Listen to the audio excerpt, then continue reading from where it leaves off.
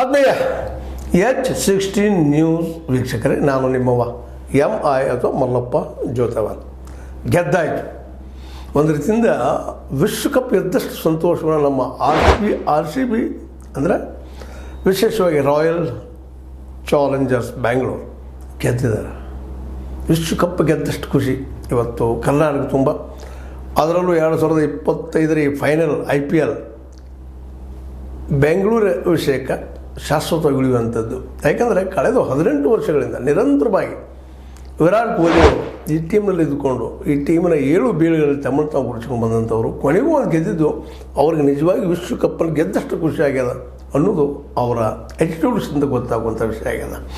ಯಾಕಂದರೆ ಈ ಟೀಮ RCB ಇವತ್ತು ಗೆಲ್ಲೋದಕ್ಕಾಗಿ ಗೆದ್ದಿದ್ದಕ್ಕಾಗಿ ಇಡೀ ಕರ್ನಾಟಕ ಕುಪ್ಪಳಿಸಿ ಕುಣಿದ್ಬಿಟ್ಟದ. ಎಲ್ಲೆಲ್ಲಿ ಕನ್ನಡಿಗರಿದ್ದಾರೆ ಅಲ್ಲೆಲ್ಲರೂ RCB ಗೆಲ್ಲಿ ಅಂತ ಪ್ರಾರ್ಥನೆ ಮಾಡಿದ್ದದ. ಆ ಪ್ರಾರ್ಥನೆಗೆ ಏನೋ ಗೆಲ್ಲುವ ಕಿಂಗ್ಸ್ ಸೋತಿದ್ದಾರೆ ಕೊನೆ ಹಂತದಲ್ಲ. ಇದು ಯಾಕಂತಂದರೆ ಆಟ ಯಾರಿಗೋ ಯಾಕಪ್ಪ ಅಂದರೆ ಇದ್ರ ಬಗ್ಗೆ ಅನ್ಸರ್ಟನಿಟಿ, ಇವರೇ ಗೆಲ್ತಲ್ಲ ನಿಶ್ಚಿತವಾಗಿ ಹೇಳಕ್ಕೆ ಸಾಧ್ಯ ಇರಲಿಲ್ಲ. ಆದರೂ ಪಂಜಾಬ್ ಕಿಂಗ್ಸ್ ಮಾತ್ರ ಫೈನಲ್ವರೆಗೆ ಬಂದಂಥದ್ದು ಅವ್ರದ್ದು ಅದ್ಭುತವಾದ ಇತಿಹಾಸ.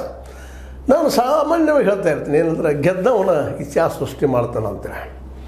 ಸೋತಿರ್ತಾನೆ ಅವ್ನು ಇತಿಹಾಸ ಸೃಷ್ಟಿ ಮಾಡೋದಿಲ್ಲ ಅಂತಲ್ಲ, ಆ ಸೋಲಿಗೆ ಕಾರಣೀಕರ್ತನಾಗ್ತಾನವ ಅನ್ನೋದಂತ ನಾವು ನೋಡ್ತಾ ಬಂದಿದ್ದೀವಿ. ಈ ದಿವಸದಲ್ಲಿ ಹಿಂದೆ RCB ದಿಗ್ಗಜ ಕ್ಯಾಪ್ಟನ್ಗಳಾಗಿ ಹೋಗಿದ್ದಾರೆ. ನಮ್ಮ ದ್ರವಿಡ್ ಅವರಾಗಿರ್ಬೋದು, ಅನಿಲ್ ಕುಂಬ್ಳೆ ಅವರಾಗಿರ್ಬೋದು, ಆಮೇಲೆ ಕೆವಿನ್ ಪೀಟರ್ಸನ್ ಅವರಾಗಿರ್ಬೋದು, ಡೇನಿಯಲ್ ವೆಟೋರಿ ಆಗಿರ್ಬೋದು, ವಿರಾಟ್ ಕೊಹ್ಲಿ, ಇಂಥವ್ರಿಗೆ ಯಾರಿಗೂ ಒಲಿಯಲಿಲ್ಲ ಈ RCB. ಇವತ್ತು ಒಬ್ಬ ನಮ್ಮ ಪಾಟಿದಾರ ಹೊರದದ. ನಿಜವಾಗಿ ಇದು ಅದೃಷ್ಟ.